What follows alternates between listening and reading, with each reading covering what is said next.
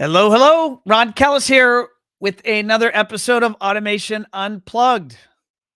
It is our normal day. It is a little bit of an odd time, but that was really because we're trying to make schedules work with our special guest today, and he's out in Hawaii, and there's about I think I'll check with him, but I think it's like a 5 or 6 hour time difference between me here in Florida and all the way over there in the Pacific.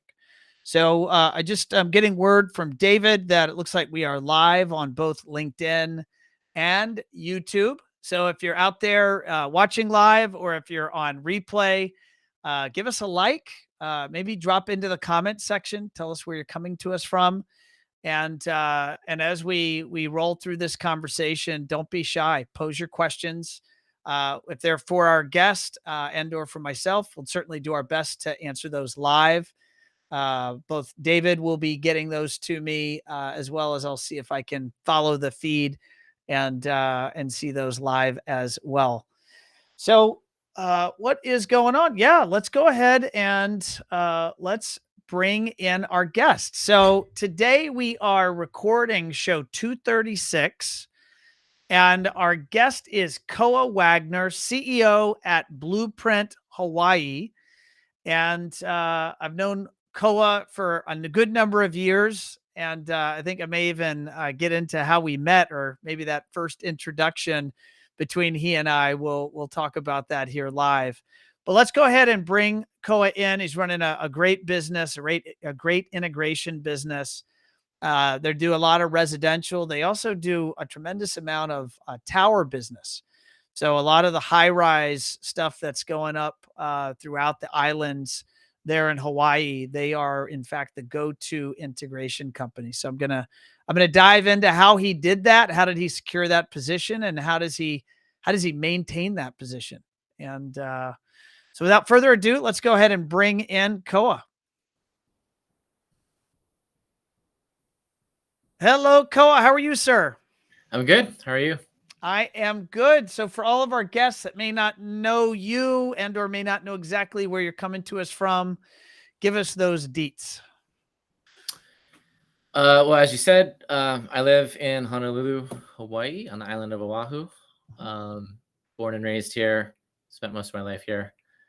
And we have a business here, as well as the three other major islands in the state.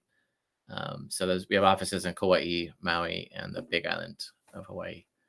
Got it. And right before we went live, you said a really cool thing that I've never said to anyone. And you're like, Ron, I heard through the weather forecast that, what'd you say? The surf is up. All right. Give me all the right lingo, because I sound like you're going to go surfing. Is that what that No, is? I have a meeting at a home on the North Shore of Oahu, and we just had an epic surf weekend. The waves got up to 30 plus feet on the North Shore, and there's a surf contest called the Eddie Aikau contest, and it's only held when the conditions are right and the surf is over a certain size. And it's an invitation only event. You have to be known and considered good enough to not die in that size surf. And so we had that contest this weekend. And so, yeah, the North Shore is just firing, but the waves are coming back up.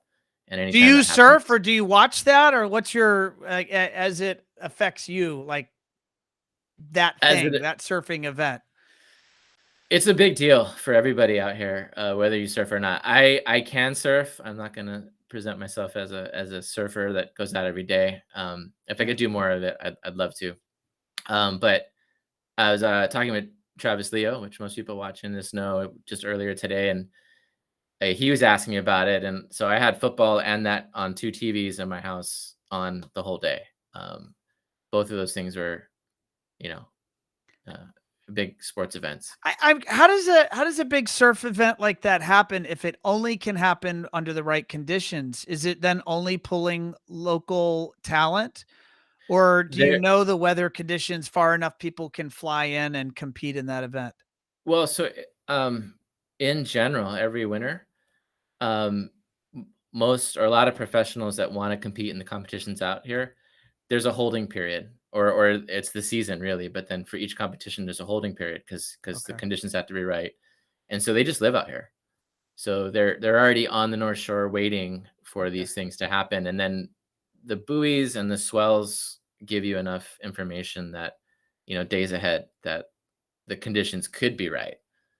And then for people who aren't on island, that's their signal to hop on a plane and be here. Just, if it's going to happen, they got to be ready to go. But I think the crowds literally was 50,000 attendees, people in person watched it from the beaches and roadsides around Waimea Bay, which is where it happens. Holy moly. And so 30 feet, that's enough to, I mean, that could do some real damage if that thing comes down on you, right? Oh, absolutely. Yeah. And this year though, there was like minor injuries. There wasn't anything significant. And then one of the coolest things was it wasn't a professional surfer that won. It was one of the lifeguards, the city and county lifeguard. All of them are amazing surfers, but they got a job every day. He participated and he ended up being the winner, beat out all the guys that do it professionally. Yeah. So That's it was a cool amazing. story. It was a cool story. So when Yep. you go surfing, how big are the waves? They're not even over my head, and we're talking about these guys are in stuff that's, 4 stories. So Yeah, yeah. that's crazy. That's crazy. All right. Yeah. What type of work does Blueprint do just to kind of help position your firm? Maybe tell us how long have you guys been around and just what type do you do residential, commercial? I had mentioned on the opening chat with the audience that you do a lot of tower projects. So what's a normal makeup of the type of stuff you guys do? Now it's pretty diverse. I mean, we started out, I think, like most people that do what we do, just doing a single family residential in sort of the mid-market. I think that's where everybody gets into it. And that was almost 19 years ago. So company started in 2004. Just on this island in my dad's garage. I lived at home. So we did that and really only focused on that and kind of, did more sophisticated projects over those first couple of years.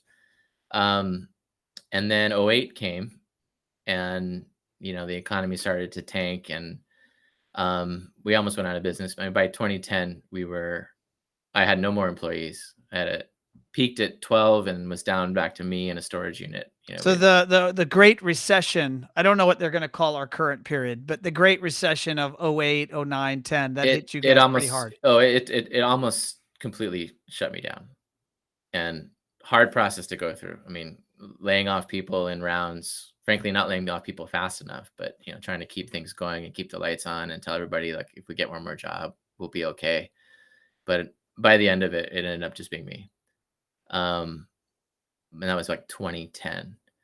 So anyway, to answer your question, I was having a conversation with one of our clients, CEO of a bank here, and he said, well, how did this happen? And I said, well, we were basically catering to just two feeders. We had a general contractor that was giving us a ton of work, and we actually three, and an architecture firm and an interior design firm. And even though we were getting asked by other people to do work, I was like, no, I've already got this relationship. And so we paid really good attention to those two relationships and ignored the rest. But then '08 came and, they were handing us half a dozen projects each. And that turned into like one project each. And I didn't know anybody else, I had no other relationships. So he said, don't do that again. You need to diversify. And actually, one of the best things that he said was, the hospitality industry runs counter to the residential and general market. So when people aren't staying in hotels, that's when they renovate. They're doing all of their capital expenditures when their rooms rates, their occupancy rates at 50%. Mm-hmm. So he's like, you should go chase that market because it'll be a counterweight to the residential market. So this is a customer of yours giving you this business advice. Yeah, this is the CEO of Bank of Hawaii. It's the largest retail bank in the state, and he, again, all of our clients, right? They become friends, and you get to have dinner and lunch, and at some point you become a person to them, and they to you. That was his advice, and so we took it, and we started looking at hospitality work. We started talking to more people, and even though we took care of current relationships, I had a fire to, or not a fire, but it was in my head now that I needed to spread out our relationships as much as possible and even go beyond our market into something different. Mm-hmm. And we've been building since 2010 to where we are now, and we're pretty healthy and pretty successful. I'm curious about the lessons learned. I didn't know that you're hearing you talk about '08 through 10. It mirrored my experience here at One Firefly. So similarly, I had some philosophies where I had restricted the clients that we would do business with because I already had a relationship. So I don't, and I would do it geographic. I had geographic protections. And when the market turned, and I was at the top of the list of things to cut. I'm like, but I said no to all these other people because I was going to be your only one. They're like, yeah, just it's not a Yeah. priority. Cut, cut, Yeah. cut, cut, cut. I'm like, ah, it was terrifying. Yeah. It was like I said, it was a hard lesson to learn, but I think it was a good one. That being said, being an entrepreneur, like we all are again, I think I've gone, or did go. I'm kind of recovering finally from taking every opportunity and Yeah. diversifying into things that we should have never gone into. What's an example? What'd you go into that Well, now you're like, what the hell was I thinking? that's the story of you and I meeting in that bus. Ah, okay. All right. Go there. How did we meet? How did we meet? We were at Azione in Philly on our way to dinner, Mhm. and they were packing us into buses to get us to wherever we were going. And I just randomly sat next to you. And you introduced yourself, probably wanted me to buy a website from you. Probably, maybe. And you're like, tell me about your business. And I sort of proudly said, oh, I have 3. I have an AV company and a window covering company, and I have a retail showroom that sells Bang & Olufsen. And then you just gave me this look and said, that sounds terrible. Why would you do that to yourself? I might have said something like, but what? Yeah. All right. So what was my message in that? That the complexity of that and the muddling of all of that and the distraction and not not focus, the lack of focus on all those things was probably detrimental to the core business, which was the integration company. You were right. How did that resonate with you, and what did you do about it? Um, well, so I don't know when that was, but that was probably 2016, 2017, something like that. Yeah, sounds right. By 2019, both those businesses were shut down. And we still are a Bang & Olufsen dealer. We actually do more shading as a percentage of our revenue than we did when we had the formal business. But we pulled everything back together, and that's actually when we rebranded. So the company used to be called Blueprint Audiovisual. And when we merged all those things back together, we just dropped the audio visual because we are more than that. And it became Blueprint Hawaii. And we still do all of those things, but it is managed and from one central place, one set of books. Pat Mulligan from Pacific Audio Hey, Pat. Communications. He says Hawaii into house. Go Koa. So thanks, Pat. Thanks, Pat. Thanks for tuning in. So when you tell me just a little bit more about that idea of focus, and that's where my statement would have come from, and it's a hard fought, hard learned lesson from. I wasn't One offended Firefly. by it. I have always liked your candor. I mean, there needs to be more people out there telling you, what's what. When you focused, it sounds like when you focused and doubled down on integration, what changed for you from previously? And to be clear, I'm going to speak from a marketing standpoint. You were focusing on a retail business brand and a shading business brand and an integration business brand. And these businesses had their own websites, and these websites had their own marketing initiatives, their own employees in some extent. And that it's not that that's always a bad idea. It's not always a bad idea, but there's some perspective. And generally, when you're a smaller business, it's something to consider whether you could do those initiatives, whatever they are, but you could do it under your singular brand. And just from a marketing standpoint, that's often easier and less costly to manage and drive. And you get the theoretical benefit of bringing in different audiences, but to this singular brand entity, which now, maybe someone finds you for shades when they learned you could do their home theater. Right. And that's where that essence, but how did it realize for you? I mean, was it in terms of revenue or maybe happiness? Like on the other side of that and closing those businesses down, what was like life like afterwards? Well, I mean, I think the biggest outshot of it was you just mentioned life. Like, again, this is fairly recent, but I've come to understand that like there's only so much of me to go around, Mhm. and I love an opportunity. I mean, we've designed like another one was furniture. I mean, we sort of got into the AV furniture construction business for our luxury towers. Mhm. That was another one. So there's lots of opportunities out there, but if you're not in either a financial position or emotional position, that to support all of those initiatives, then you're just gonna fail, and I did many times. So the growing up that I needed to do was that you have to be in a position to take advantage of opportunities. If you're not, in all of those categories, again, financially, emotionally, your family life, the other people in your business. So it took kind of overextending myself and the resources of Blueprint Audiovisual or Blueprint Hawaii, the core business, Mhm. um, and feeling that pain to kind of snap me back into being like, okay, like, if we're gonna, I was talking to you earlier, right? I just read Traction. The new idea, the shiny idea, needs to fall in line with what you're already about, you know, Mhm. and you need to have the mechanisms in place to actually go do it. Mhm. So, like I said, I'm recovering from that and a little bit wiser on how to go after things and what not to.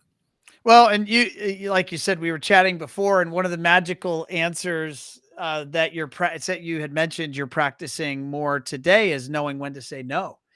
Yeah, Not, less yeses and more nos. That actually leads to more success. I mean, is that how you feel? yeah. No, I think again, a lot of it's stress, right? Like, why do that to yourself? Hmm. Doesn't really make you doesn't make you any more money necessarily. And in most cases, it's cost money. Yeah. Yeah, It's not obvious. I mean, I think back to the younger version of myself. I'll go back like 12 years, right when I was in the heart of running a marketing business and an engineering business and a programming business and a representation.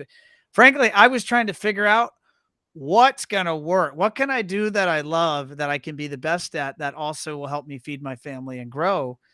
And the short version of that is when I learned to focus and do what I love and what I believe I can be the best at, and I can surround myself with amazing people things get less hard. It's not that they're not hard, they just get less hard. And the better we get at that, the less hard they get because you get more and more people on your team that can carry the weight yep, and you do more things. So that I want to take it in the direction of kind of getting help. And you and I have chatted over many years just about the idea of bringing people into our life to help, from a consultancy standpoint, whether that's a family member, a friend, or a professional.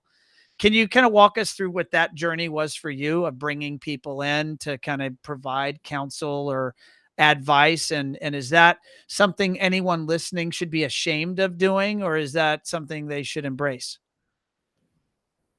oh, I would say wholeheartedly, embrace it. And the term that you may not even know what you don't know, um, which was where I still am at some level, but very much true.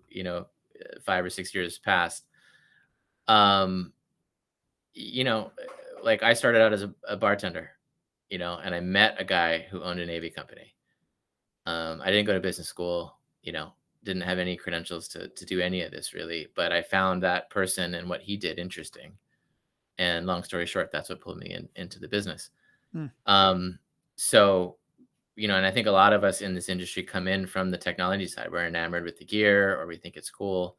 I like the architecture and development side too.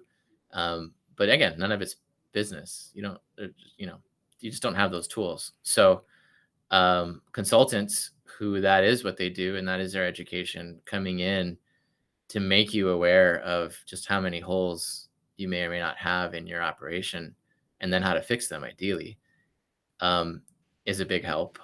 And then we outsource HR. So we're in a PEO, meaning that we're, myself included, all my employees are leased from a larger company, and they handle workers' comp, payroll, any kind of legal issues. That relieves the burden of having that skill set within my company and paying someone to do that. And they do a better job out of it, at least in our opinion. Same thing with financials. We have a accounting services company, even though we have a bookkeeper and accountant that does our day-to-day bookkeeping. We're not large enough to have a CFO in the company, so we kind of lease one. And he's a fractional CFO, and he sits in a meeting with us once a week, and he usually just listens. But if there's something that's sitting there looking hairy or worrisome, he has the background to kind of say, hey, what is that over there? And then we're like, what is what? And then you don't even know it should be a question. Right. And he's like, that thing, that's a problem. What is that? And then we go, oh, okay. And he tells us he helps us deal with it. That's so I believe in that 100%. I mean, I think we're really good at, our team is technically awesome. We have some of the best technicians, and our delivery is amazing, but that's the work that we do. So all of those ancillary things, we're not large enough to hold people who have real experience within the company. So consultants are great.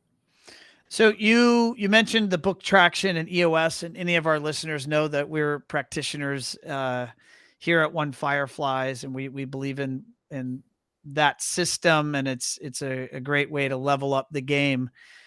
We've been practicing it since 2019. How did you get exposed to it, and where are you at on that journey? That's a source of a lot of energy actually right now. Like, I am pumped up for 2023. We had been hearing about it we're a member of HTSA, and as well as the Synergy Professional Development Group. And there are a lot of companies in both of those groups that are, some of them very long time practicing members, like Navote with Spire Integrated. I think he's been doing EOS. Maybe he knows Gino Wickman personally.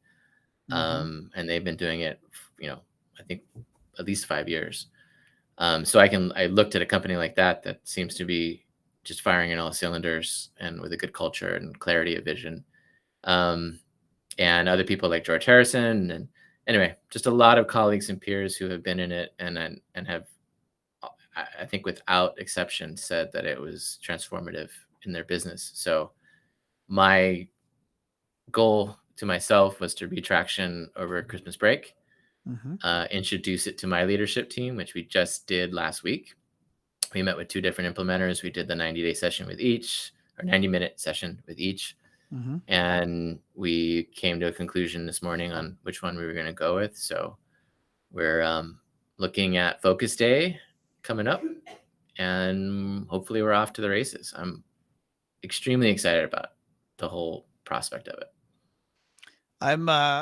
I'm excited for you and the journey that you're about to go on.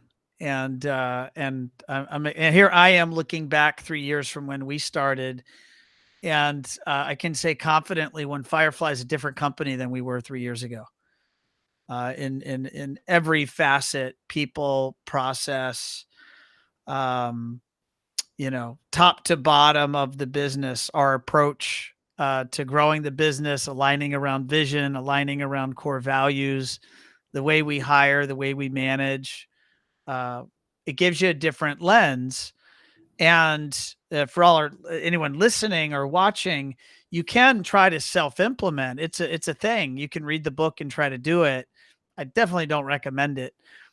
Call it some of the Ron direct recommendation or feedback. Hire a professional and let them help you.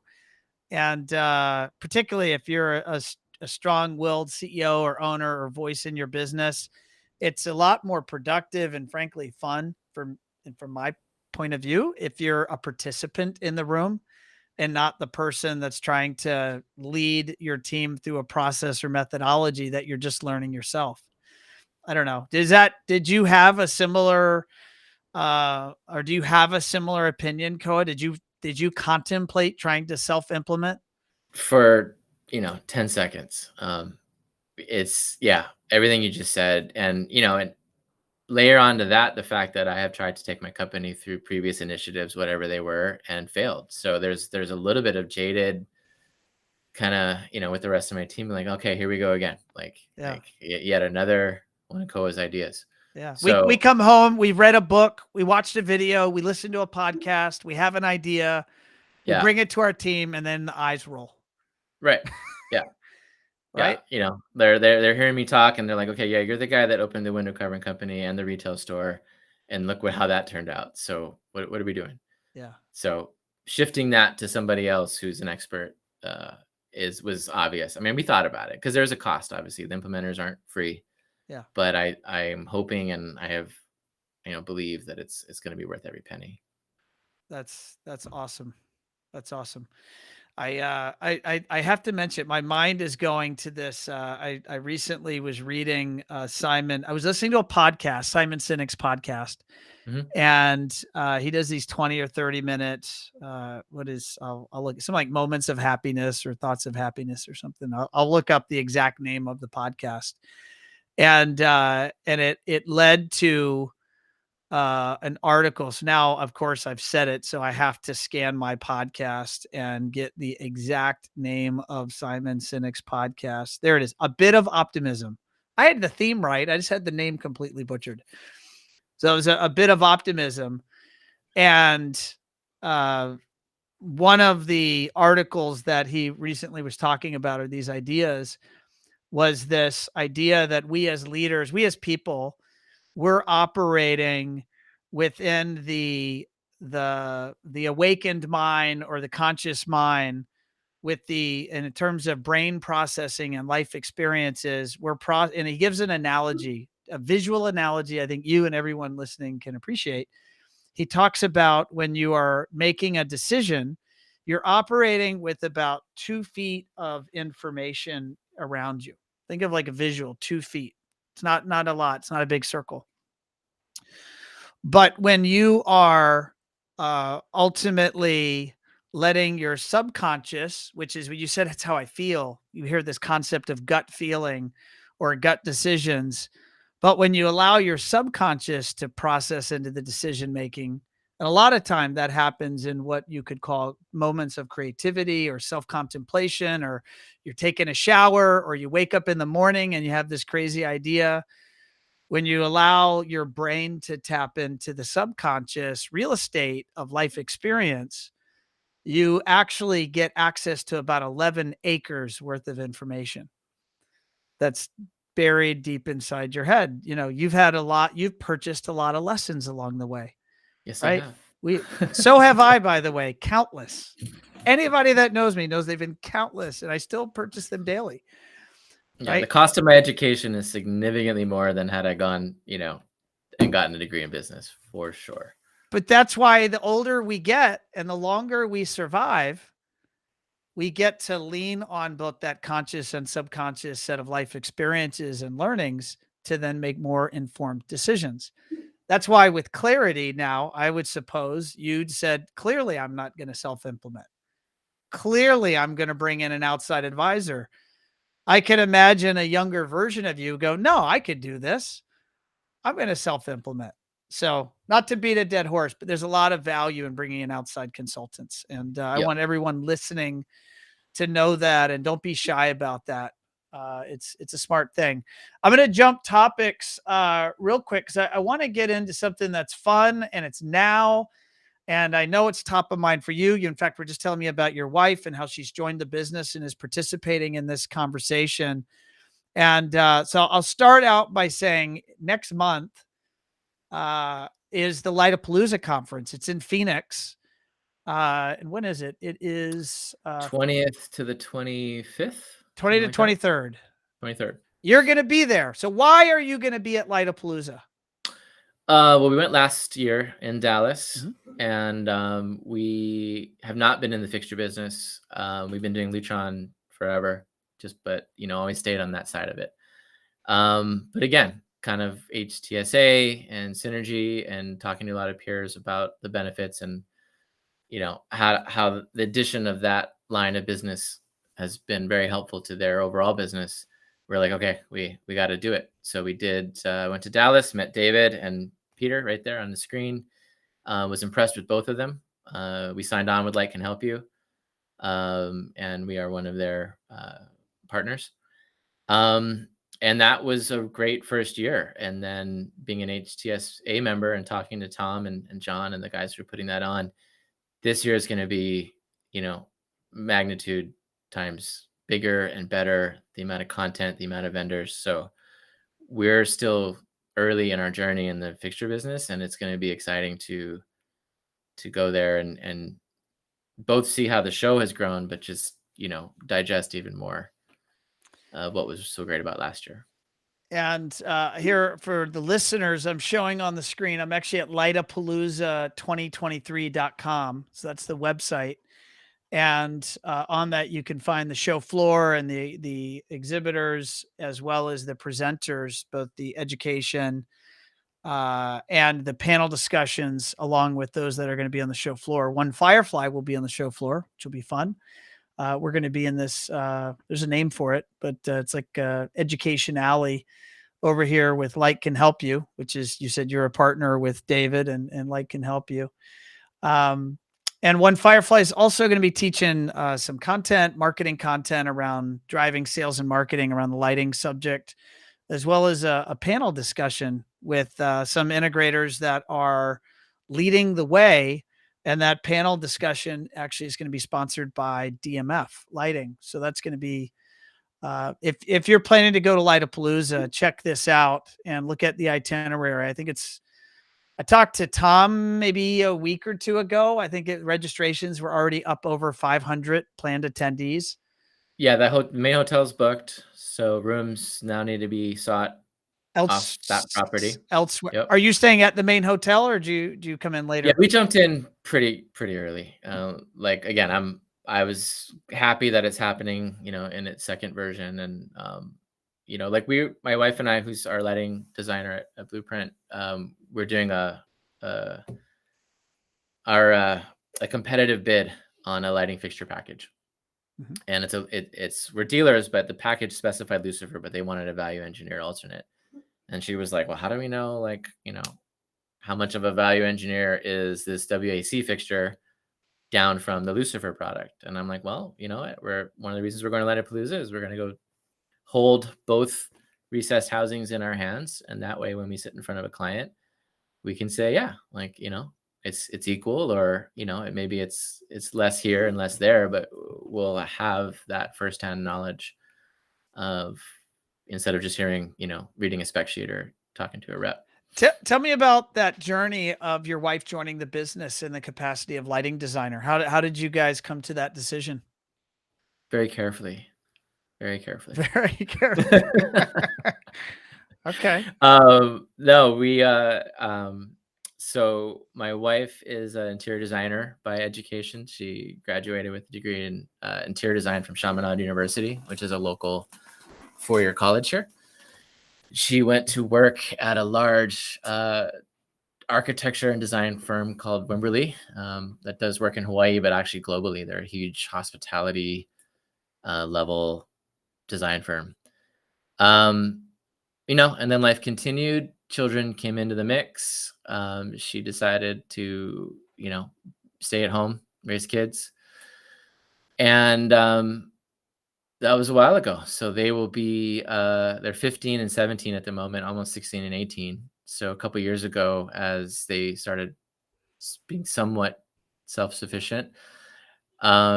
She really wanted to, get back into working world, have a career. And earlier this year, I was trying to find the person to lead our lighting division, Mhm. and going home and discussing it with her and saying, well, I need someone who can do this and this, who understands design, who has CAD skills. And, at some point in that conversation, maybe over a couple of days, she was just like, by the way, I have CAD skills. I have a degree in design. I'm interested in that.